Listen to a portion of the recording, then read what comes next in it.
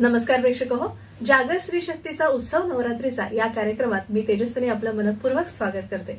प्रेक्षक हो, विविध क्षेत्रातल्या 9 महिलांना आपण या नवरात्री निमित्त आमंत्रित करतो। तर आज आपल्या पाहुण्या कलाकार आहेत नीरजाताई। नीरजाताई नमस्कार, मनपूर्वक स्वागत आचार्य 90 FM स्टुडिओ मध्ये आणि नवरात्रीच्या तुम्हाला खूप साऱ्या शुभेच्छा। धन्यवाद।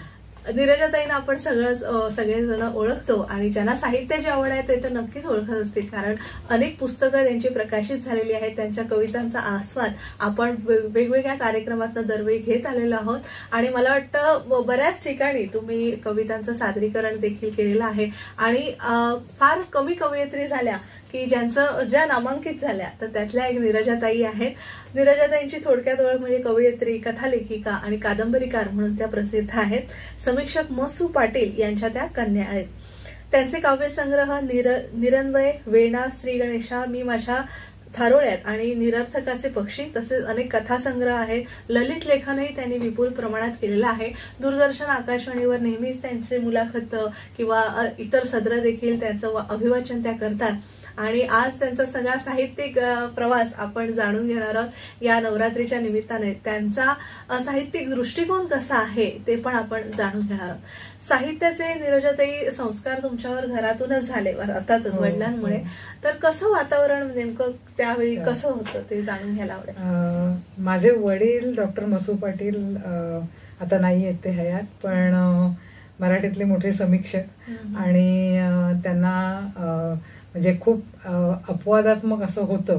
आपल्याकडे मराठीमध्ये फक्त दोघांनाच आतापर्यंत 2 साहित्य अकादमी मिळालेले आहेत। हे साहित्य अकादमी एक मिळतं, पण त्यांना त्यांचे ओरिजिनल मूळ लेखनासाठी म्हणजे सर्जन प्रेरणा आणि त्या एका पुस्तकासाठी त्यांना मिळालेलं आहे, त्यांच्या मूळ पुस्तकासाठी मिळालेलं आहे आणि दुसरं मिळालंय ते त्यांच्या अनुवादासाठी। तर हे 2 पुरस्कार फक्त पहिल्यांदा दिलीप चित्र्यांना मिळाला होता, दीपू चित्र्यांना, आणि आता बाबांना मिळालेले। तर त्यामुळे एक असं मराठी समीक्षेतलं एक असं वजनदार नाव आहे ते। पण माझा जन्म झाला आणि बाबा मालेगावला प्राध्यापक म्हणून गेले आणि त्यामुळे त्यांचं पुढचं सगळं म्हणजे मी 30 वर्षाची होईपर्यंत, म्हणजे माझं लग्न होऊन मला मुलगी होईपर्यंत माझे वडील मनमाड आणि मालेगावला होते आणि मग पुढे मनमाडला ते प्राचार्य झाले। आणि तो काळ सगळं मला आठवतोय। म्हणजे मी 5वीत असताना ते मनमाडला गेले 69 साली आणि तिथून जरा एक वेगळा प्रवास आमच्या पण आयुष्याचा झाला। त्याचं कारण असं की मनमाड हे रेल्वे जंक्शन आहे, आपल्याला सगळ्यांना माहिती असेल, पण बाबांचं खूप मोठं कार्य आहे त्याच्यामध्ये की मनमाडला त्यांनी साहित्य आणि सांस्कृतिक जंक्शन बनवलं। त्या अर्थाने तिथे अनेक कवी, अनेक लेखक येऊन गेलेले आहेत आणि आम्ही लहान असताना एक कुतूहल असतं आपल्याला आपल्या पाठ्यपुस्तकातला लेखक पाहावा, त्याला ऐकावं आणि तो जवळून पाहावा, म्हणजे कुसुमाग्रजांना जवळून पाहणं, त्यांच्यावर फोटो काढणं, असे क्षण आमच्या आयुष्यात आलेले आहेत। तर ते आणि खूप छान गप्पा, म्हणजे माझ्याकडे कुसुमाग्रजांचं एक पत्र सुद्धा आहे त्या काळात लिहिलेलं त्यांनी, मी लिहायला लागल्यानंतर कवितेच्या बाबतीत।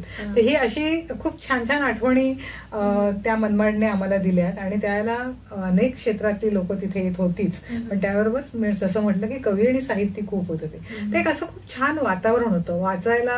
आम्ही मुंबईत राहत होतो आणि वडील एकटे तिकडे राहत होते आणि मे महिन्याची सुट्टी आणि दिवाळीची सुट्टी अशा 2 सुट्ट्या आम्ही मनमाडला जायचो आणि सकाळच्या म्हणजे रात्रीच्या गाडीने आम्ही जायचो पॅसेंजरने, सकाळी उतरायचो, गेल्याबरोबर कपडे करायचे, आंघोळी करायच्या, कपडे करायचे आणि लायब्ररीत जायचो मनमाडच्या। आणि बाबांनी लायब्ररी इतकी समृद्ध केलेली होती की मला आठवतं मी 8वीत असताना ना मराठीतली एकूण एक नाटकं वाचलेली आहेत। म्हणजे त्या काळामध्ये जो नाटकांचा सेक्शन होता तो सगळा, म्हणजे अगदी देवलांपासून ते विजय तेंडुलकरांपर्यंत अशी सगळी नाटकं त्या काळात वाचायला मिळाली। पण पुढे हे सगळं चालूच राहिलं, म्हणजे वाचन हा घरातला, म्हणजे मला माझं जे पहिलं पुस्तक आलं निरन्वय माझा कविता संग्रह, त्याच्या अर्पण पत्रिका आहे ती म्हणजे माझ्या वडिलांना अर्पण केलं ते पुस्तक आणि त्याच्यात मी असं लिहिलंय की ज्यांनी खाऊ म्हणून माझ्या हातात पुस्तक ठेवलं, म्हणजे त्यांना माहिती होतं नीरजाची भूक काय आहे ते आणि त्यामुळे त्यांनी कायम माझ्या हातात, म्हणजे अगदी लहानपणापासून वाचायला लागलं ना पुस्तक हातात ठेवून. हे सगळे पुस्तकांचे संस्कार. आणि म्हणजे मी 10वी पर्यंत जाईपर्यंत मग अरुण साधू, जीए वगैरे तर वाचतोच आपण, पण त्याच्यानंतर अरुण साधू, सगळी मग दलित लिटरेचर, हे सगळंच, म्हणजे बलुतं असेल किंवा मला आठवतंय त्यावेळेला प्रई कमळांचं आठवणीचे पक्षी आलेलं पुस्तक असू देत, किंवा नाही अरुण साधूंची मुंबई दिनांक आणि सिंहासन, ह्या सगळ्या कादंबऱ्या, हे सगळं वाचन त्या काळामध्ये इतकं होत होतं. पण तेव्हा मला असं कधी वाटलं नव्हतं की आपण लिहू, कारण लिहिणं म्हणजे असं डोक्यातच नाही आलं कधी. पण मला आठवते 12वी झाल्यानंतर मला वाटतं मी पहिल्यांदा एक कथा लिहिली, सगळ्यात पहिली कथा लिहिली, आणि नंतर कवितेकडे वळले मी. मधल्या काळात माझे लग्न झाल्यानंतर कथा थांबली होती, मग ती पुढे चालू झाली नंतर. पण तो काळ जो होता ना, तो काहीतरी सुचण्याचा काळ होता. पण बाबा समीक्षक होते आणि त्यामुळे मी काही सुचलं तरी ते त्याला चांगलं नव्हतं. म्हणजे भीती असली म्हणजे त्याला दाखवलं तरी ते सांगायचे ठीक आहे तुला लिहितेस तर तू लिही, पण तुझ्या हातात ना वेगळं काहीतरी होऊ दे आणि चांगलं काहीतरी होऊ दे, की जे इतर मराठी कवींपेक्षा काहीतरी वेगळं असू शकेल. बाकीचे म्हणतात तेच जर तू म्हटलंस तर ती कविता म्हणजे ते हे नाही होणार, तुझं वेगळे पण उठून दिसणार नाही. आणि मग तो तिथे मी लिहित होते, एमए करेपर्यंत मला आठवत आहे की माझं लेखन चालू होतं, थोडंफार छोट्या छोट्या कविता मी लिहित होते. आणि एमएला मी फर्स्ट इयरला असताना माझं मी युरोपियन लिटरेचर आणि अमेरिकन लिटरेचर घेतलं होतं त्यावेळेला. आणि युरोपियन लिटरेचरचा अभ्यास करताना तर मी त्याला सार्त्र, अल्बर्ट कामू हे सगळे वाचत होते, तिकडे टॉल्स्टॉय, डोस्टोव्स्की वाचत होते. ही सगळे लेखक मंडळी वाचताना एक परिणाम असा झाला माझ्यावर की माझा सगळा जगण्याकडे बघण्याचा, आयुष्याकडे बघण्याचा जो एक आपला दृष्टिकोन असतो तो सगळा बदलत गेला. आणि एक तो निरर्थकपणा तो त्या वयात असतोच सगळ्यांच्या, म्हणजे मला वाटतं प्रत्येकाच्या असतो की एकटं विचार करणं. मला एकांत आवडायचं, मी खूप अशी एक्स्ट्रॉवर्ड नव्हते, इंट्रोवर्ड होते, आणि त्याच्यामुळे मग एकटं बसायचं, दिवसभर पुस्तकं वाचायची, मी कधी बाहेर खूप खेळायला पण जायची नाही. तर त्यामुळे हे त्या काळामध्ये मग ते कुठेतरी सगळं असं मनात झिरपत गेलं. आणि मला आलं म्हणजे जे पुस्तक कामूचं आहे ते ओरिजिनल फ्रेंचमध्ये त्याचं नाव लेत्रांजे म्हणून आहे आणि ते स्ट्रेंजर म्हणून ट्रान्सलेट झालेलं, ते आम्हाला अभ्यास झालं होतं. मी त्यातल्या तो नायक मेरसा त्याच्या इतक्या प्रेमात पडले की अजूनही बाहेर पडलेलं नाही त्याच्यात. तर त्या काळामध्ये मग मी, आणि वेटिंग फॉर गोदो सारखी नाटकं होती त्यावेळेला, पिंटर, बेकेट हे सगळे नाटककार अभ्यासत होते. ते खूप छान काळ होता तो. आणि त्या काळाचा एक प्रभाव असेल की माझ्या कवितांमध्ये हळूहळू ना पाश्चात्य मिथकं आणि भारतीय मिथकं यायला लागली. म्हणजे हा काहीतरी ते म्हणजे एका क्षणी कधीतरी अशी सुचली. आणि माझी ती निरन्वयमध्ये कविता आहे, मी नेहमी सांगते सगळ्यांना, आज तरी तो नक्की येईल नावाची कविता आहे. म्हणजे गोदो, द बेकेटचा गोदो आहे त्याच्याबद्दलच आहे, पण हा गोदो वेगळा आहे, हा सर्वव्यापी गोदो आहे. जो गॉड आपण म्हणतो तो सर्वव्यापी आहे. आणि त्याच्यामध्ये भारतीय आणि पाश्चात्य मिथकांबरोबर, म्हणजे मी त्याच्यामध्ये असं लिहिलं होतं की वाट बघतोय आणि मग इथे काय काय घडलं ह्या संपूर्ण सांस्कृतिक पटलावर. म्हणजे अगदी गोदोपासून पोचोचं आलं, त्याच्यात मध्ये म्हणजे इडिपस आला, त्याच्यात भीष्म आला, इथूनच भीष्माने त्याच्या बापाची वरात आणली, आणि इथूनच ईव आणि साप, म्हणजे ते पॅराडाईज लॉस्ट म्हणतो आपण, ते दोघं गप्पा गोष्टी करत गेले. आणि मग ऍडम आणि इव्हचं ते जो सगळा प्रसंग आहे तो आहे त्याच्यातनं सुचवलाय. आणि त्याच्यात असं लिहिलंय की इथेच कोणा द्रौपदीची वस्त्र पेडली आणि त्याच्याच पताका करून इथूनच पंढरपूरची दिंडी गेली. ही कविता लिहिल्यानंतर बाबांना वाटलं की आता हे तू वेगळं लिहितेस. आणि मग तिथून माझा सगळा मग कवितेचा एक वेगळा प्रवास सुरू झाला. आणि शाळेचं काही कॉन्ट्रीब्युशन, म्हणजे शाळा कॉलेज दोन्ही? नाही, शाळा मी सरस्वती विद्यालयाला होते घाटकोपरच्या इथे. आणि त्या शिक्षकही आपल्या, शिक्षक माझ्या इंग्रजीच्या मॅडम खूप, मी इंग्रजी घेण्याचं कारण माझ्या इंग्रजीच्या मॅडम खूप चांगल्या होत्या. बक्षी मॅडम म्हणून आहेत आमच्या, त्यावेळेला त्यांचं आडनाव वैद्य होतं, तरुण होतं एकदम, पण त्यांनी इंग्रजी इतकं पक्क छान करून घेतलं. म्हणजे मला आठवते त्या मला आता सांगतात कधीतरी की नीरजा तेव्हा मला कळलं होतं तू लिहिणार काहीतरी, कारण तुझी निबंध इंग्रजीत सुद्धा मी कधी असे लिहून आणले नाही घरून, मी वर्गात सांगितलं की लिहायचं. असं होतं माझं थोडंसं लेखन त्यावेळेला. तर सुचायचं मला, विशेषतः निबंध वगैरे एक थोडा उपरोध, माझ्या लेखनात उपरोध खूप असायचा. आणि सगळ्या एकूण सिस्टीम तेव्हापासून मला आठवतंय. म्हणजे मला मी बीए केलं तेव्हा मराठीच्या पेपरमध्ये, म्हणजे इंग्रजी पण होतं आणि मी एसवायला FYBA होते. मराठीला FYBA ला एक पेपर होता मराठी, नंतर मग एंटायर म्हणजे अर्ध इंग्लिश आणि अर्ध इतिहास घेतला होता.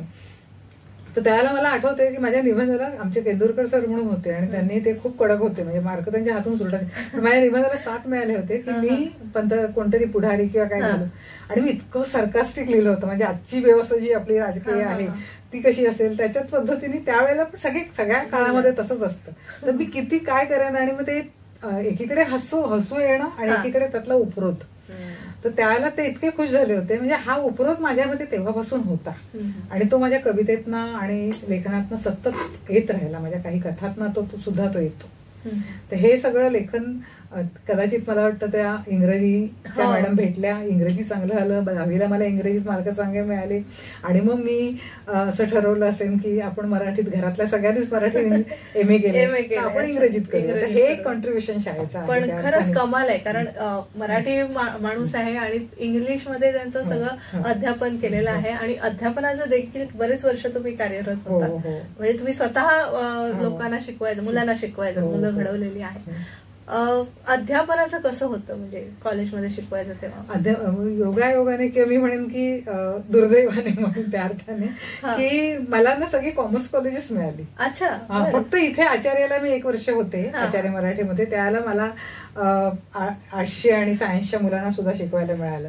पण पहिला मला नोकरी लागली ती हाजी अलीच्या लाला लजपतरायला, त्याच्यानंतर चिनाय हे सुद्धा कॉमर्स कॉलेज, आणि नंतर मी चिनाय कॉलेज बंद झाल्यानंतर मी पोद्दार कॉलेजला गेले माटुंग्यात, पण इंग्रजी लिटर. मग मी ज्युनियरला होते आणि मी डिग्रीला नाही गेले, आणि तिथे शिकवायला मिळतं. त्यामुळे मला कविता, कथा, कधी एखादी कथा, एखादा नाटकाचा एकांकिकांचा फॉर्म होता आमच्या इंग्रजीच्या पुस्तकात, प्रत्येक वेळी बदलत होतं. कधी एखादी कथा असायची, कधी छोटीशी कादंबरी असायची, आणि बाकी लेख असायचेच, आणि कविता म्हणजे माझं आवडतं हे होतं.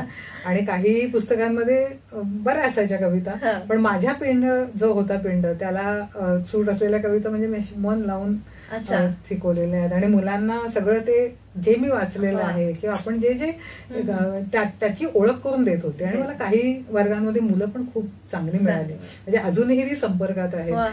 वाचन त्यांचं, आणि ते मी त्यांच्या पण गोष्टी सगळ्यांना सांगत असते की ते किती चांगलं वाचतात. म्हणजे आपण नावं घेतली की मॅडम हे पुस्तक आम्हाला मिळेल का, असं करून. म्हणजे मग तिथे मेक्सिकन रायटर्स असतील, लॅटिन अमेरिकेचे रायटर असतील, किंवा टर्कीचे रायटर्स असतील, हे सगळे पामुक असेल किंवा मार्केस असेल, ह्या सगळ्यांची पुस्तकं आम्ही वाचलेली आहेत, आणि ही सगळी पुस्तकं त्या मुलांबरोबर शेअर करत होतो. म्हणजे अध्यापनाचा पण अनुभव चांगला आणि वाचनाचा पण, आणि मराठी सोडून इंग्लिशचाही एवढा गाढा अभ्यास तुम्ही केला. पण त्या अध्यापनात एक होतं की आपल्याला जे काय होतं, आपल्याला हवं ते आपल्याला मुलांना देता येतं असं मला वाटतं, आणि लिटरेचरमध्ये ते येतं, आणि मुलांकडून आपल्याला रिटर्न पण खूप मिळतं. आणि तुम्ही तरुण राहता मुलांबरोबर, खूप छान फ्रेश राहता, त्यांच्या जगाबरोबर राहता. मला ते फार महत्वाचं वाटतं की त्यामुळे असेल माझ्या कथांमध्ये तरुण मुलांचे सुद्धा प्रश्न येत राहतात.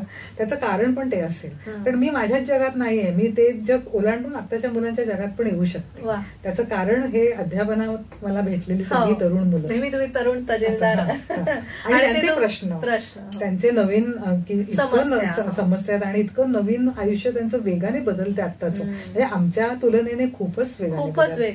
तर त्यामुळे ते मला समजून घ्यायला आवडतं, आणि ते रूपांतरित होतं लेखनामध्ये. नक्कीच. आता कवितेचाच विषय आपला चालू आहे, तर एक छानशी कविता तुम्ही सादर करावी अशी तुम्हाला. आता हे नवरात्रीच्या निमित्ताने होत आहे, त्याच्यामुळे एक छोटीशी कविता बायकांनाच उद्देशून आहे. माझ्या बायांनो म्हणून कविता आहे. माझ्या बायांनो, किती सुखी सुखी असता, देवघरात, माझघरात, स्वयंपाकघरात. आपल्या आराध्य दैवताची पूजा करताना ओसंडत असतो चेहरा. आपल्या आराध्य दैवताची पूजा करताना ओसंडत असतो चेहरा. कृतार्थ पदराड. घराच्या 4 चौकटींना असते महिरप घरंदाज. भिंतीच्या श्वासातून सुटत नाही निश्वास. उंबरठ्या आड असतो वडिलोपार्जित दरारा. पाऊल घुटमळत असलं दारात तरी पडत नाही ते बाहेर चुकूनही. माझ्या बायांनो, 100 वर्ष उलटून गेलीत आता ह्या सगळ्याला. हे असं जगणं बाईचं होतं त्याला आता 100 वर्ष उलटून गेली. तरी कशासाठी सांभाळतात हा वेदनेचा घरंदाज वारसा. घुसमट भरून राहिली असेल घराच्या वाशातच, तर कसा सांभाळेल तो घराचा डोलारा. उकळून टाकायला हवा आता घराचा अंबरठा. उघडून टाकायला हवा आता घराचा उंबरठा, आतलं आणि बाहेरचं असं काही नसतं हे पटवायला हवं स्वतःलाच. बायांनो बाहेर पसरली आहे स्वच्छ हवा, बायांनो बाहेर पसरली आहे स्वच्छ हवा, श्वास घ्या आणि मोकळे करा पैजणांचे घुंगरू, परसातील लाडाचे खोल तळ बुजवून टाका नव्या मातीनं, त्यावर लिहा गाणं आभाळाला हात पोचणाऱ्या मुलीचं. बायांनो बाहेर या स्वयंपाकघरातून, माझ घरातून, देव घरातून आणि करा पायाभरणी आकाशाला कवेत घेणाऱ्या, तुमच्या अस्तित्वाला ओळखणाऱ्या या भुईवरच्या तुमच्या घराची, या भुईवरच्या तुमच्या घराची.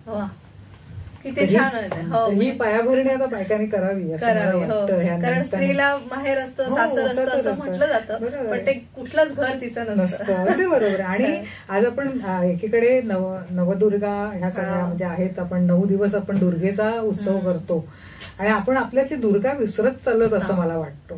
आपण आपली एक वेगळीच अजूनही ती एक पारंपरिक बाईच आपण आपल्या मनात ठेवली आहे का असं मला आज सगळीकडे पाहता प्रश्न पडतो. दुसऱ्या स्त्रीचं हे करू शकते. तर ते अशा काळामध्ये आता मला वाटतं की बायकांनी त्यांच्यामध्ये आहे सत्व ना, तर ते ओळखायला हवं. म्हणजे आपल्याला काय हवंय नेमकं ते ओळखणं आणि त्याच्यातनं बाहेर पडणं. त्या जुन्या जुन्या पारंपरिक गोष्टी आपण किती वर्ष करणार आहोत ज्यांनी बायांना जखडून ठेवल्या. म्हणजे मला ना नेहमी वाटतं की आपल्या ज्या सगळ्या परंपरा, आपली जी कर्मकांड आहेत ना, त्यात आपण जर गुंतून राहिलो तर आपल्या बाहेरचा विचार नाही करता येणार. बाहेर एक मोठा अवकाश आहे, आकाश आहे आपल्यासाठी. ते आकाश पादाक्रांत करायचं असेल, नुसतं असं सुनीता विल्यम असं होता येत नाही. त्यासाठी अभ्यास करावा लागतो, त्यासाठी वेगळ्या जगात जावं लागतं. म्हणजे काही आपल्याला जर आदर्श आपल्या डोळ्यासमोर असतील तर आपल्याला त्याच्यात ना आपल्या ह्या सगळ्या चौकटीतनं बाहेर पडायला पाहिजे. मला वाटतं चौकट तोडणं दुर्गेने सुद्धा तेच केलंय. आणि पार्वतीची जी आपल्याकडे जी कल्पना आहे ना, खरं तर आपण जर पुराणं वाचली तर आपल्या लक्षात येईल की आपल्या ह्या सगळ्या सक्षम, पार्वती तर खूप सक्षम होती. म्हणजे तिचेच ती शंकरांना सल्ले देत होती आणि म्हणजे एक वेगळा प्रकारचा त्यांचा दोघांचा हे होता, ऋणानुबंध होता. एकमेकांना सांगणं, एकमेकांचे चुका दाखवणं, हे सगळं ते करत होते आणि पूरक असं आणि एकमेकांना पूरक असणं. तर हे सगळं म्हणजे आपल्यामध्ये पण ती शक्ती यायला पाहिजे. आता आपल्याला सगळं भान पाहिजे आजूबाजूला काय चाललंय. म्हणजे आपल्याला ज्या लहानपणी आम्हाला गोष्टी सांगायच्या त्याच्यामधली दुर्गा शंकरांना की देवा तुम्ही हे बरोबर केलं नाही हे सांगायची ती. असं सीतेने पण रामाला बरेच सीतेमध्ये केलेलं आहे. म्हणजे रामाची चूक आहे जी आपण नेहमी म्हणतो की त्यांनी तिला अग्निदिव्य करायला लावलं, तर ती चूक आहे. एक आदर्श राजा, आदर्श पुत्र आहेच तो, पण सीतेच्या बाबतीत त्यामुळे सीतेने स्वतःला गुही सामावून घेतलेलं. तर हे सगळी म्हणजे ते बोलण्याची ताकद आपल्याला मिळाली पाहिजे असं मला वाटतं. म्हणून मी म्हटलं की आता स्वयंपाकघर आहे, आपल्या स्वतःच्या पोटासाठी जेवण करा, पण त्यात गुंतून नका राहू, देवघरात गुंतून नका राहू. किंवा हे सगळं आहे कर्मकांडात तुम्ही अडकलात ना की बाहेर पडणं फार कठीण असतं. मला वाटतं तुम्हाला जर मोकळं व्हायचं असेल पूर्णपणे तर ह्याच्यातनं पहिल्यांदा बाहेर पडायला पाहिजे. एक छोटीशी विश्रांती घेऊया आणि जागर स्त्री शक्तीचा उत्सव नवरात्रीचा या कार्यक्रमात लेखिका कवयित्री नीरजाताई यांच्याशी आपला संवाद असा सुरू ठेवूया. तुम्ही पाहत राहा आचार्य 90 FM युअर ओन रेडिओ.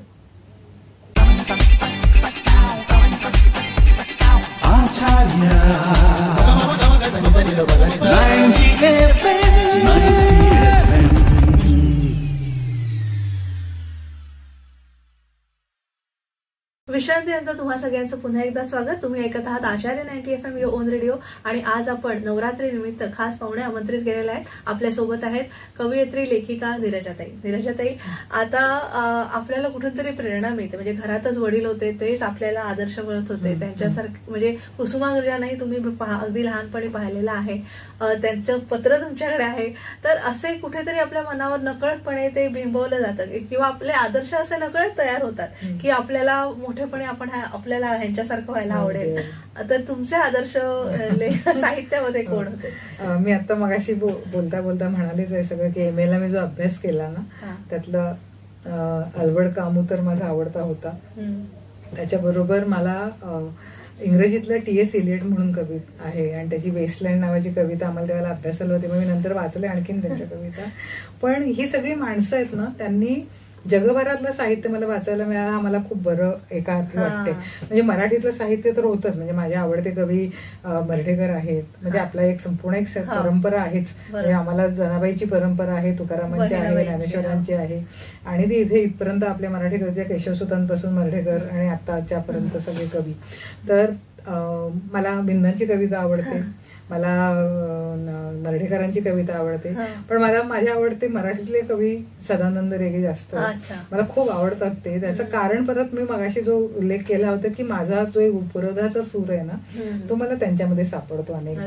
म्हणजे देवापुढचा दिवा असू दे किंवा सदानंद रेगे यांनी मायकोस्कीच्या कविता ट्रान्सलेट केल्यात, रशियन कविता आहे त्या मराठीत. तर म्हणजे कविता काय असावी आणि त्याचं वजन, शब्दांचं वजन आणि त्यातली आर्तता, त्यातलं सगळंच, म्हणजे त्याच्यात उपरोध आहे, आर्तता आहे, जगणं आहे, सगळं येतं त्यांच्या कवितेमध्ये. देवापुढच्या देवामध्ये किंवा वेड्याच्या ह्या कवितांमध्ये तर म्हणजे जबरदस्त आहे ते सगळं लेखनच त्यांचं.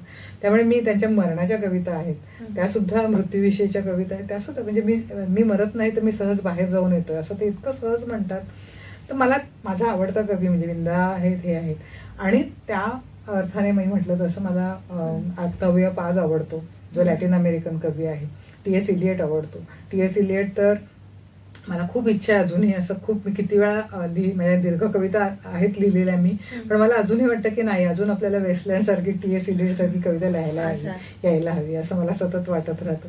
तर हे सगळ्यांचा प्रभाव एक माझ्यावर कायम, प्रभाव म्हणण्यापेक्षा ते माझ्या आजूबाजूला राहिले. तसंच लेखिकाही आहेत अनेक जणी की ज्या माझ्या म्हणजे आता गौरी देशपांडेचा उल्लेख करायला पाहिजे, सानियाचा उल्लेख करायला पाहिजे. ह्या मी माझ्या तरुण वया म्हणजे जेव्हा मी शिकत होते त्यावेळेला ह्या कवयित्री वाचल्या, सॉरी कथाकार वाचल्या आणि ह्या कादंबरीकार वाचल्या, आणि माझ्या मग लक्षात आलं की अरे ह्या वेगळं सांगतायत काहीतरी. म्हणजे बाईचं जगणं जे तेवढं फक्त एका चौकटीत बंदिस्त आले, त्या चौकटी ह्या मोडतायत आणि विचार करतायत. म्हणजे सानियाचा शोध वाचल्यानंतर मला वाटलं माझा एक आत्मशोधाचा शोध सुरू झाला, जो बाईचा आत्मशोधाचा होता. किंवा गौरी देशपांडेचा त्या कथा आणि कादंबऱ्या वाचल्यानंतर माझ्या लक्षात आलं अरे हे जगणं वेगळं आहे खूप. ही बाई स्वतंत्रपणे निर्णय घेते आणि खूप वेगळ्या पद्धतीचे, म्हणजे आजही स्त्रिया ज्याचा विचार करू शकत नाही. म्हणजे आपल्याकडे आजही काय की एखादा पुरुष नाही आवडला तरी त्याच्याबरोबर बायका संसार रेटत राहतात हे आपल्याला दिसतं. पण गौरीचे नायक आहेत त्या निर्णय घेतात. हे कालिंदी समजा थांग मधली तिची कालिंदी आणि नंदन आणि दिमित्री आहेत, आणि त्याचीच पुढे कादंबरी झाली मुक्काम नावाची. त्याच्यामध्ये ती सोडते नंदनला, कारण नंदन तिची पर्वा करत नाहीये. तो हा पुरुष सत्ता व्यवस्थेतलाच एक पुरुष म्हणून राहतोय आणि तिला गृहीत धरतोय, आणि ते गृहीत आपल्याला बाई म्हणून नाही, एक व्यक्ती म्हणून गृहीत धरणं तिला सहन होत नाहीये. तिचं एक स्वतंत्र अस्तित्व आहे. तर ते ती धुडकावते आणि ती दिमित्री सोबत जाते.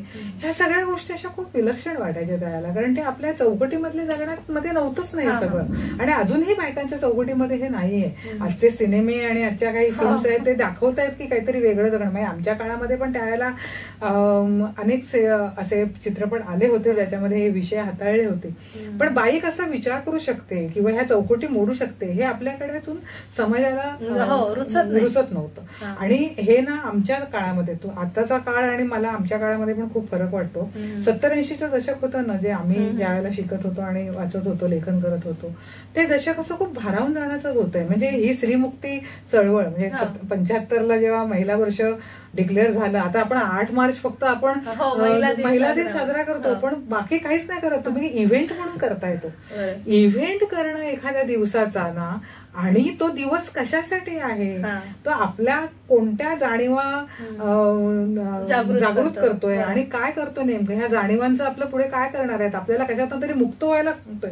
स्त्री मुक्ती दिन आहे तो मुक्ती म्हणजे आपली पण मुक्ती, आपल्या ह्या सगळ्या चौकटीतनं मुक्ती करायची आहे, ते आपण करत नाही. तर ते सगळं मला वाटतं तो आमचा तो काळ खूप छान होता. हे सगळं आमच्यापर्यंत पोहोचत होतं. म्हणजे त्याला मुलगी झाली हो सारखं नाटक मी आचार्य मराठ्यामध्येच पाहिलेलं. म्हणजे इथेच ह्याच कॉलेजमध्ये त्यावेळेला ही असे कार्यक्रम घेतले जायचे. वर्गामध्ये आमच्या मुलांच्या समोर मुलगी झाली हो नाटक सादर केलं होतं आणि मी तिथे शिक्षिका होते त्यावेळेला.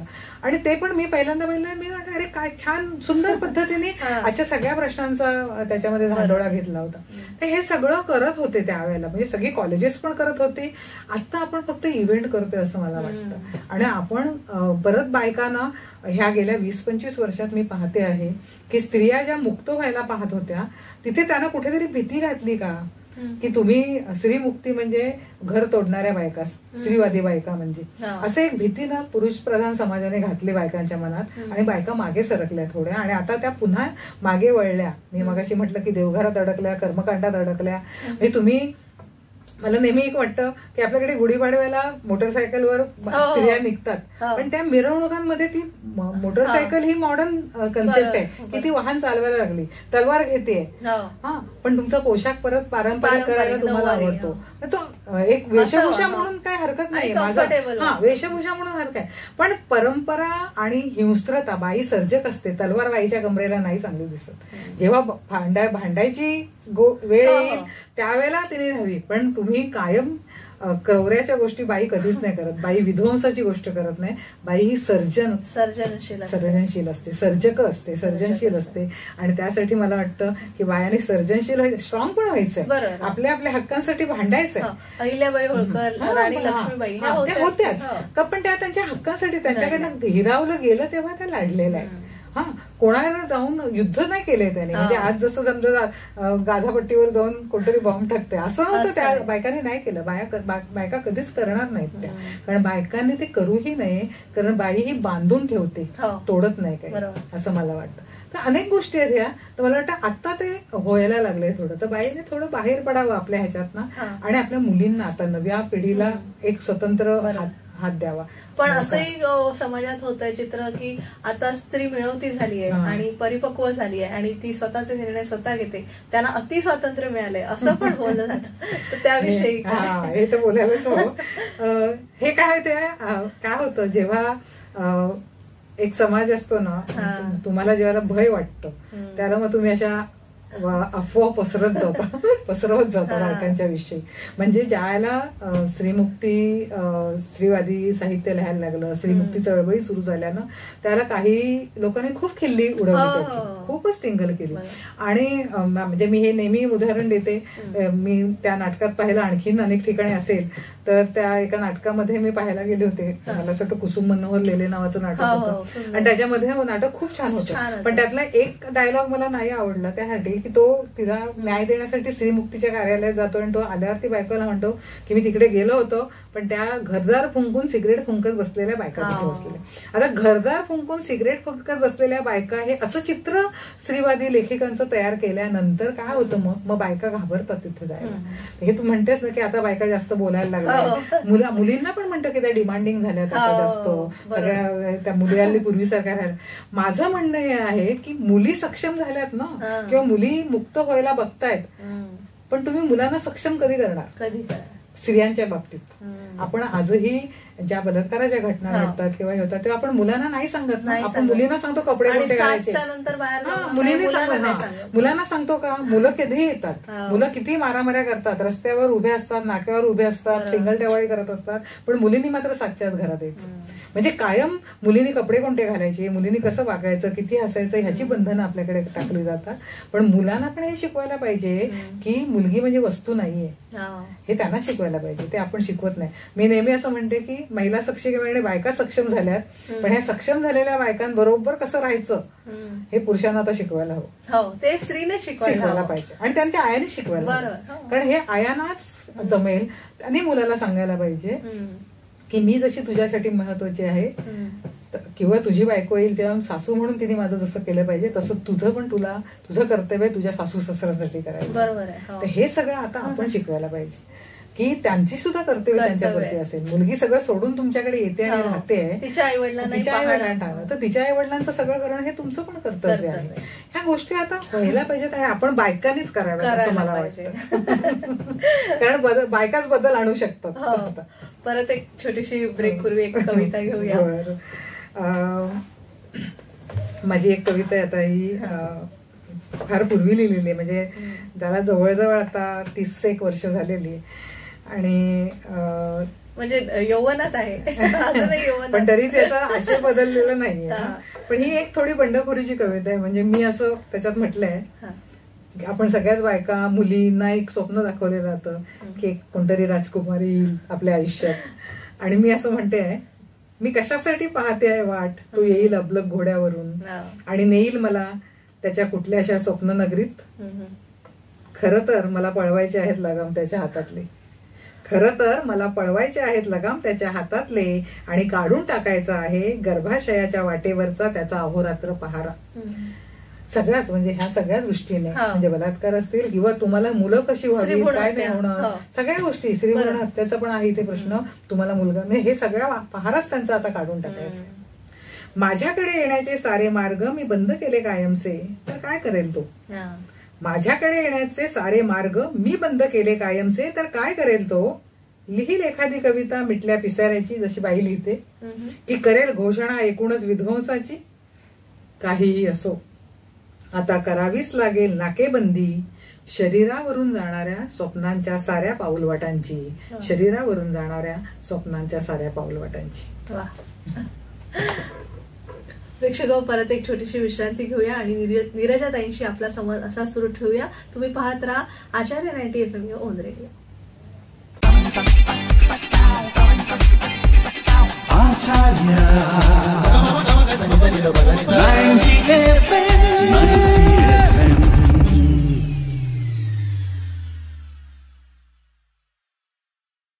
तुम्हा सगळ्यांचं पुन्हा एकदा स्वागत. तुम्ही ऐकत आहात आचार्य 90 FM ऑन रेडिओ, आणि आज आपण जागर स्त्री शक्तीचा उत्सव नवरात्रीचा या कार्यक्रमात नीरजाताई यांना आमंत्रित केलेलं आहे.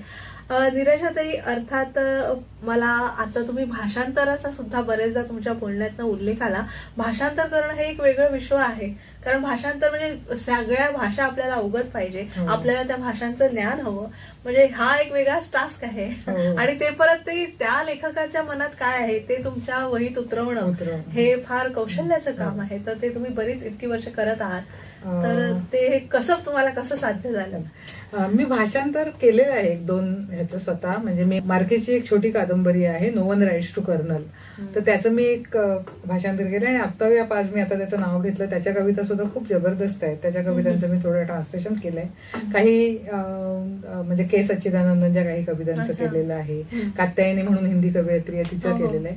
पण हे थोडंच काम आहे माझं. तसं खूप ज्या पद्धतीने आजच्या आपल्या मराठीतले भाषांतरकार करतायत तसं काम माझं तेवढं अजून नाहीये. पण आम्ही ना एक ट्रान्सलेशन सेंटर चालवतो. म्हणजे माणगावला, म्हणजे रायगड जिल्ह्यामध्ये माणगाव जवळ एक वडघर नावाचं छोटं गाव आहे.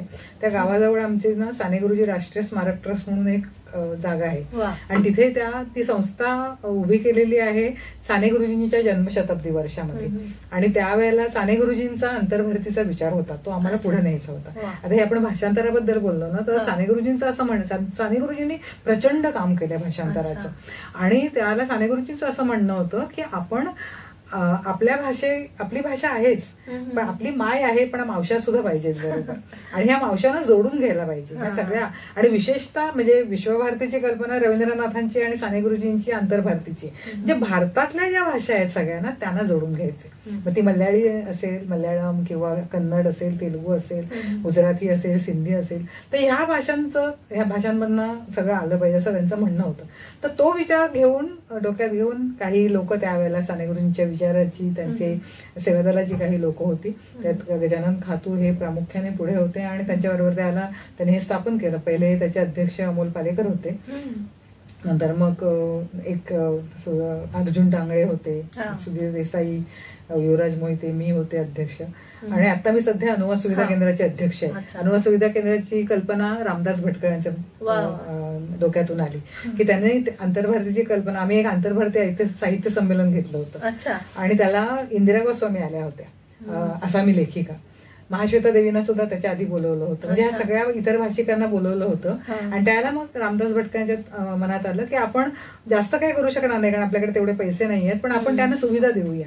आणि मग आंतरभारती अनुवाद सुविधा केंद्र ह्यांना तिथे जागा द्यायची, त्यांना पुस्तकं द्यायची, त्यांना शब्दकोश द्यायचे, आणि त्यांना तिथे कामासाठी महिनाभर राहायचं असेल तर येऊन राहू शकतात ते, अशी आम्ही जागा तयार केली तिथे. ते आमचं मोठं केंद्र आहे आणि चांगलं गेस्ट हाऊस आहे, सगळं आहे.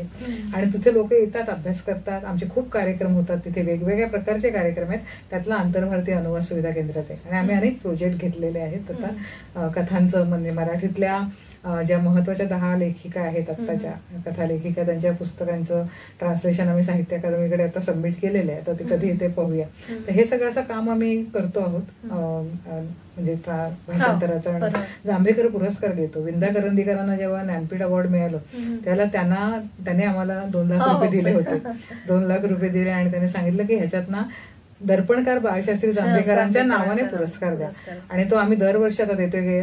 जवळजवळ 20 पुरस्कार झाले. ह्या वर्षी आता 11 ऑक्टोबरला कार्यक्रम. तुम्हाला स्वतःला एवढे पुरस्कार मिळाले, माझी अख्खी डायरी भरली असती पुरस्कार लिहिपर्यंत. कमाल. म्हणजे पुरस्कार मिळाल्यावर एक वेगळा आनंद होतो, कारण आपल्या कामाची पावती एक पुरस्काराच्या माध्यमातून आणि नवीन लेखनाला प्रेरणा पण मिळतेच. काय होतं की तो एक जबाबदारी पण वाढते तुमच्या याच्यात. म्हणजे आनंद आहेच आपल्या लेखनाला पावती मिळण्याची, पण जबाबदारी वाढते की एक तुम्हाला चांगलं काहीतरी आणखी नवीन द्यायला पाहिजे, दर्जेदार आणि नवीन द्यायला पाहिजे. तेच बोलता कामा नये असं पण होतं त्याच्यात. तरी पण मी म्हणे इंदिरा संत, विजया राजाध्यक्ष अशा फार मोजक्या लेखिका झाल्या. असं शांता शेळके त्यांच्या पलीकडे आता लिहिणाऱ्या आजच आमचं झालंय काय मराठी लेखिकांचं संमेलन झालंय. तुम्हाला खोटं वाटेल पण कितीतरी लेखिका लिहितायत, फक्त त्या किती लोकांपर्यंत पोहोचल्या. आणि त्या खूप महत्वाचं मी जे म्हटलं ना की बंडखोरीची म्हणजे आज आता आमच्याकडे हिना कंसर नावाची लेखिका आहे, ती पत्रकार आहे आणि लेखिका आहे. हिना कौसर खान आहे किंवा शिल्पा कांबळे आहे. आता ह्या नवीन मुली, मनस्विनी लता रवींद्र आहे, ह्या नवीन मुली आहेत. किंवा आमच्या काळामध्ये प्रज्ञा पवार, दया पवार, मी आहे, कविता महाजन आहे, अरुणा ढेरे आहेत, मल्लिका अमरशेक आहे, रजनी परुळेकर होत्या. ह्या कितीतरी सुमत्री क्षेत्रमाळे वगैरे यांचं लेखन होतं ना, ते थोडंसं कसं होतं, परंपरा सांभाळून लिहिणारं आणि ह्या चौकटीत बसणारं होतं. तुम्ही जी नावं घेतली म्हणजे शांताबाईंचं पण चिंतनात्मक लेखन होतं, पण बंडखोर लेखन आहे ना ते मी जे मगाशी गौरी देशपांडे, सानियाचं नाव, मेघना पेटे आहे किंवा प्रतिमा जोशी आहेत, अशा अनेक कथाकार आहेत आपल्याकडे. मोनिका लिहिते एक वेगळं जग समोर आणते. हे सगळ्यांची जग अशी आज वेगवेगळी आहेत. मला असं वाटतं की आपला सगळा सर्वसामान्य वाचकांना ह्यांच्यापर्यंत पोहोचलेलं नाही, त्यांना माहितीच नाहीये, असं झालेलं आहे थोडंसं. ह्या इतक्या आणि वेगळं लिहित आहेत, वेगळं जग आणतायत. म्हणजे प्रतिमा जोशीच्या कथेमध्ये एक सगळं जहन्नम नावाचा कथासंग्रह, ते सगळं नरक झालेलं बायकांच्या आयुष्याचं त्याचं जग येते. किंवा प्रज्ञाचा सगळ्याच म्हणजे तिचा कथासंग्रह असेल, नाटक असेल किंवा कविता असतील, ह्या आधीच्या सगळ्या परंपरा तोडणाऱ्या आहेत असं मला वाटतं. म्हणजे ह्या सगळ्या जणी लिहिणाऱ्या ह्यांच्याबद्दल खूप म्हणजे शांताबाईंबद्दल आदर आहे सगळ्यांना. शांताबाईंची कविता आहेच, पण मला वाटतं की एक स्त्रीचा बदल जो झाला ना सगळा, मी जे मगापासून चौकटी मोडण्याची गोष्ट बोलते ना, ती ह्या सगळ्यांनी केलेली आहे. आणि आज सानिया पण तिथे आली होती, सानियाचं लेखन असेल. म्हणजे मी म्हणते ना की ह्या सगळ्या लेखिकांनी आत्मभान दिलं बाईला, आत्मशोधाकडे घेऊन गेल्या त्या. हा आत्मभान देणारं लेखन ना आपल्या आज स्त्रिया वाचतायत किती, हा मला प्रश्न पडतो. किती जणी वर्तमानपत्र ते वाचतात. म्हणजे मला वाटतं की पुरुषांचं नाहीये ते फक्त काम ना. आपल्या घरात वर्तमानपत्र आलं की पहिलं पुरुषाच्या हातात जातं. ते ज्या दिवशी बाईच्या हातात येईल ना त्या दिवशी काळ बदलेल असं मला वाटतं. घरात आलेलं वर्तमानपत्र पहिलं बाईच्या हातात जायला पाहिजे. जगात काय चाललंय ते तिला कळायला पाहिजे. राजकीय असू दे, सामाजिक असू दे, सांस्कृतिक असू दे, सगळ्या क्षेत्रात काय काय होते ते आपल्या बायका जाणून घेण्याचा प्रयत्न करतायत का? पुरुष प्रधान संस्कृती ती करून घेत नाही, पण ते करायला हवं आता. तर तुम्हाला म्हणजे ती पुरुष प्रधान संस्कृती आपण ज्याला हा उत्सव करतोय, आज तुम्ही म्हणालात की जागर स्त्री शक्तीचा आहे. हा स्त्री शक्तीचा जागर, स्त्री शक्ती म्हणजे काय आहे? फक्त बोलण्यापुरतं नको येते. तर आपली शक्ती काय आहे ती फक्त जेवण करण्यामध्ये आपण फुकट नाही घालवायची आणि तारेवरची कसरत करण्यात. आज सगळ्या बायका बिचारा मी बघते ट्रेनला जाताना नोकरी करतात, स्वयंपाक करून पहाटे उठून मुलांचा अभ्यास घेणं, सगळ्या जबाबदाऱ्या करून म्हणजे डबल काम करायला लागल्यात त्या. अर्थार्जन सुद्धा करतात. आणि पुरुष म्हणतात की आम्ही तुम्हाला थोडं सांगितलं करायला, तुम्हाला करायचं घरात बसायचं तर बसा घरात. म्हणजे पुरुषाला अजूनही बाईला आपल्या डिपेंडंट ठेवायचं आहे, अवलंबून ठेवायचं आहे. आणि अर्थात म्हणजे मला असं वाटतं की प्रत्येक बाईने अर्थार्जन का करायला हवं. काही प्रसंग येऊ शकतो, आपल्याला उभं राहायचं असेल तर आपल्या उद्या मला समजा वाटलं की मला नाही राहायचंय हा बरोबर, हा मला मारतोय, हा माझा त्रास होतोय, मला ह्या माणसाचा मला छळ होतोय, पण बायका मग आयुष्य रेटतात. आणि आपल्याला परत ना एक आहे ना, स्त्रीवादामध्ये खूप चांगली गोष्ट सांगितली तेजस्विनी, भगिनी भावाची. आपण बायकाने एकमेकींमध्ये भगिनी भाव वाढवला पाहिजे. एकमेकींवर टीका करण्यापेक्षा कोणी काय उलट संकटात असेल तर आपण धावून जायला पाहिजे. म्हणजे तिने समजा घर सोडलं तर काय, तिने घर सोडलं, त्याच्यावर गॉसिप सुरू होतं, हे होतं. आपण समाजाला खूप घाबरतो.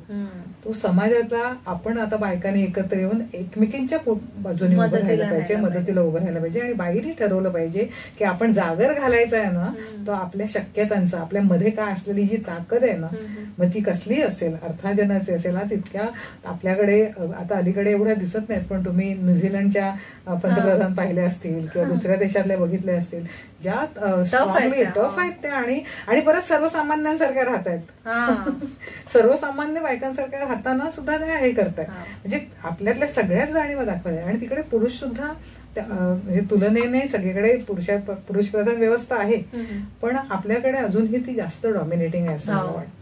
तर बायकांनी मी म्हणून म्हटलं की पुढचे पुरुष तरी आपण चांगले तयार करूया, हा एक जागर स्त्री शक्तीचा आपण घालूया असं मला वाटतं. बरोबर, नक्कीच. आता तुम्ही कथा संग्रह, ललित आणि कविता संग्रह असं सगळ्या म्हणतात, सगळ्या दालनं तुमच्याकडे कॉलम पण लिहिले.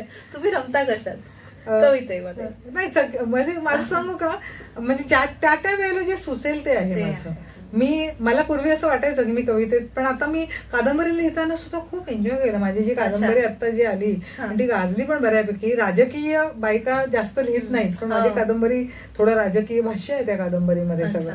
तर ते हे जे सगळं आहे ना लेखन, ती एक ऊर्जा देतं मला. सगळंच माझं लेखनच मला ऊर्जा देतं. म्हणजे मी आता कॉलम लिहिलेले आहेत आणि माझ्या मनात जे काय होतं, आपल्या आता मनात हे प्रश्न आहेत मला असं वाटतं, मग ते कवितेतनं सगळ्याच वेळेला आपल्याला मांडता येत नाही किंवा सांगता येत नाही, पण ते मग कॉलममधनं मांडता येतात किंवा कादंबरीमधनं वेगळी पात्र निर्माण करता येतात, नायिका निर्माण करता येतात, ज्या किंवा सगळेच म्हणजे जी काही पात्र असतील, सिच्युएशन्स असतील त्या निर्माण करता येतात. कविता परत मिताक्षरी असते, त्याच्यातनं कमीत कमी शब्दात खूप सांगायचं असतं.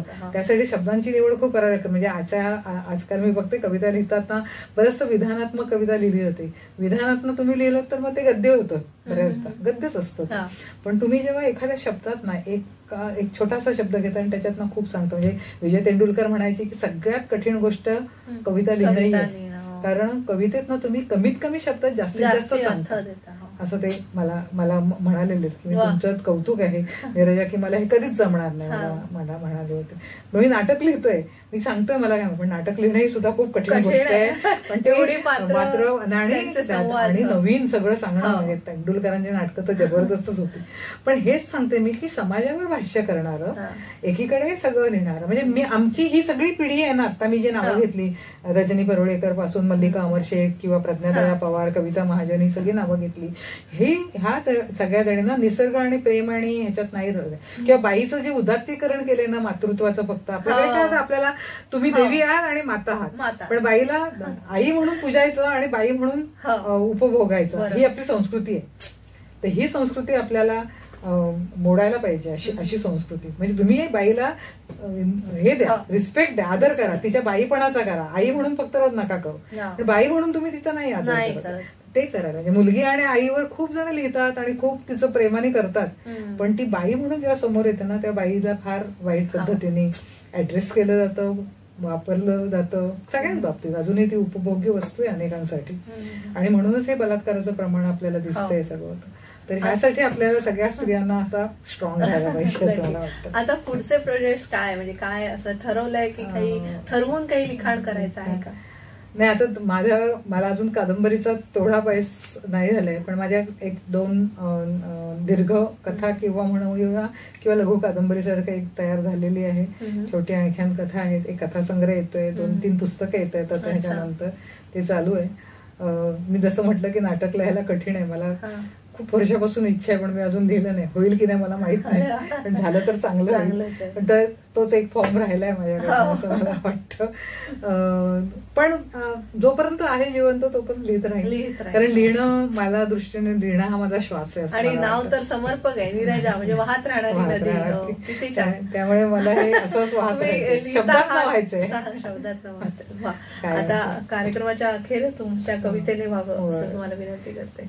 एक कविता याची आहे, पुस्तकांविषयीची आहे, की कसं आपण त्याच्यातनं काय काय मिळतो, वाचत का राहायला पाहिजे, आणि पुस्तकांच्या बाबतीमध्ये पण थोडंसं कशी जपावीत पुस्तकं, काय काय करावं त्यांनी. तर ते त्याच्याविषयी. पुस्तकं नसतात शोभेची वस्तू, पुस्तकं नसतात शोभेची वस्तू, जी ठेवून द्यावी काचे पलीकडे मिरवण्यासाठी. ती वाहू द्यावीत एका हातातून दुसऱ्या हातात नदीसारखी. ती वाहू द्यावीत एका हातातून दुसऱ्या हातात नदीसारखी. कौलावरून जसे उतरतात पावसाचे थेंब, तशी उतरू द्यावी डोळ्यात, रेंगाळू द्यावीत मनाच्या अनवट वाटांवर. मात्र कधी हाताळू नयेत ती धुसमुसळ्या हातांनी. काढू नये सालटी त्यांच्या चेहऱ्यावर पसरलेल्या हास्याची. लक्तर झालेली पुस्तकं दिसतात बलात्कार झालेल्या बाईसारखी उद्ध्वस्त. लक्तर झालेली पुस्तकं दिसतात बलात्कार झालेल्या बाईसारखी उद्ध्वस्त. पुस्तकांना जपताना जीवापाड शोषून घ्यावे श्वासात मनभर पसरत जाणारे शब्दांचे अर्थ, जे दरवळत असतात पुस्तकांच्या पानांतून, त्यांना सामावून घ्यावे जगण्यात. पुस्तकांच्या पानापानात विखुरलेली असतात हजारो कोडी माणसाच्या मनातली. पुस्तकाच्या पानापानात विखुरलेली असतात हजारो कोडी माणसाच्या मनातली, आणि त्यातील शब्दात लपलेल्या असतात हजारो गोष्टी न सांगितलेल्या. त्या समजून घेतल्या तर पुस्तकं जगतात युगानुयुगे. त्या समजून घेतल्या तर पुस्तकं जगतात युगानुयुगे. केवळ शब्दांचे बुडबुडे सहन होत नाहीत त्यांना. पुस्तकांना केवळ शब्दांचे बुडबुडे सहन होत नाहीत. अशा वेळी ती स्वतःच जातात काळाच्या पडद्यावर. अशा वेळी ती स्वतःच जातात काळाच्या पडद्याआड. मरून जातात पुस्तकं जर तुम्ही ओतलं नसेल तुमचं मन त्यात उमटलेल्या शब्दात. पुस्तकांना बांधू नये करकचून आशय तंत्राच्या घाटात, आणि ढकलूही नये कोणत्याही उतरंडीवर. जात धर्म वंश भेदाचं लोण पसरलं पुस्तकात तर कदाचित होतील युद्ध पुस्तकातही. करुणेच्या अथांग सागरात, करुणेच्या अथांग आसमंतात लहरणारी पुस्तकं थांबवतात युद्धांना. सांगत असतात गोष्टी माणसा माणसातील ओलाव्याच्या. पुस्तकांना जपावं गर्भात वाढणाऱ्या लेकरासारखं. पुस्तकांना जपावं गर्भात वाढणाऱ्या लेकरासारखं. हळुवार फिरवावा हात त्यांच्या जावळावरून, आणि कुशीत घेऊन निवांत लिहावी नव्या सूर्यांची नवी भाषा त्यांच्या भाळावर. नव्या सूर्याची नवी भाषा त्यांच्या भाळावर. वा वा, खूप छान. ही सगळी पुस्तकं सुद्धा बायकांच्या आयुष्यात येऊ देत असं मी म्हणेन. जर आपल्याला खरंच आपला स्वतःचा जागर करायचा असेल तर वाचा आणि विचार करा, एवढं मी म्हणेन. कारण साहित्याने आपल्याला किती दिलेलं आहे, खूप दिलेलं आहे. तुम्ही आज तुमच्या मुलाखतीतून खूप बोधामृत आमच्या सगळ्या प्रेक्षकांसाठी दिलं. आज तुम्ही इथे आलात त्याबद्दल तुमचे मनपूर्वक आभार. धन्यवाद. मी पण तुमच्या FM चॅनलचे खूप मनापासून आभार मानते की मला इथे बोलवलं आणि माझे काही विचार असतील ते इथे प्रगट व्यक्त करायची संधी दिली, त्याबद्दल खूप खूप आभार. आणि सगळ्या मैत्रिणींना खूप खूप शुभेच्छा त्यांच्या जगण्यासाठी. तर प्रेक्षक, जागर स्त्री शक्तीचा उत्सव नवरात्रीचा या कार्यक्रमात आजच्या आपल्या पाहुण्या कलाकार होत्या कवयित्री लेखिका नीरजाताई.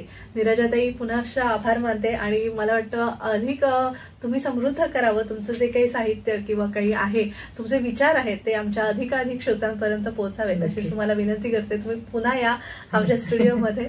आणि प्रेक्षक, आमची ही मुलाखत तुम्हाला आवडलीच असेल अशी आशा व्यक्त करते. आणि मी तेजस्विनी आपला निरोप घेते. धन्यवाद.